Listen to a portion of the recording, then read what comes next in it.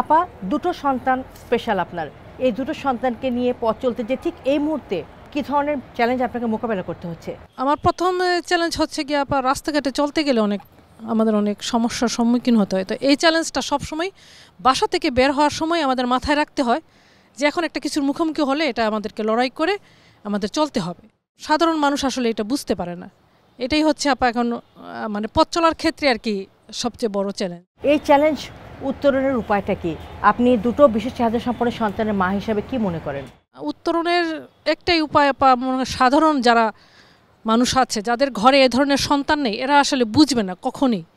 তো আমাদের একটাই অনুরোধ থাকবে যে ওনারা যেন বুঝতে পারে, ওরা একটু হেল্প, ওদের কাছ থেকে আমরা একটু হেল্প চাই, একটু সহযোগিতা চাই। বাচ্চা একটু বিরক্ত করলো, ওনারাই আরও বিরক্ত হয়ে যায়। অনেকে বলে যে এই পাগল নিয়ে কেন ঘর থেকে বের হয়, এই ধরনের কথাও আমাদের শুনতে হয়।